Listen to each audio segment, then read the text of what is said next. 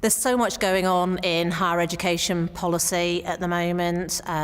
So obviously groups like AHUA is a really important way of us sharing and learning that. I think many of us subscribe to things like Wonky, which gives you some up-to-date information, and obviously there's quite a lot of trade press out there.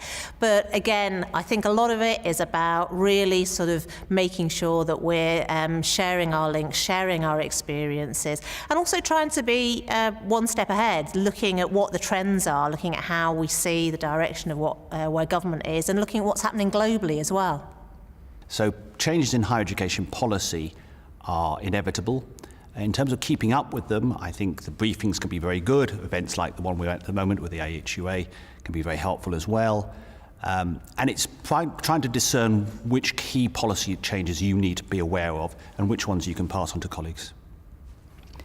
Is inevitably the big pile of reading, and that's got more difficult, I think, in terms of some of the documents and the policies that we've seen coming out in recent weeks, months, being huge volumes to work through, and trying to actually précis that or think about the key issues becomes quite challenging.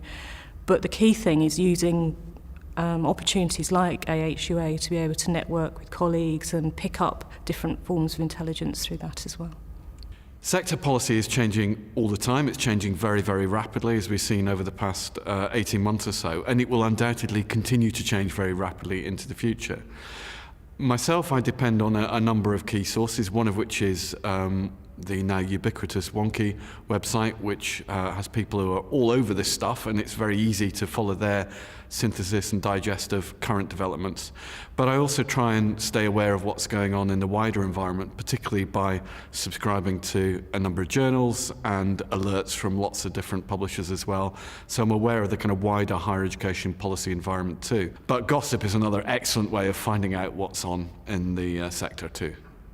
I'm a big fan of Wonky to keep up to date with sector changes, so I read the Wonky every day, and that's probably the main thing.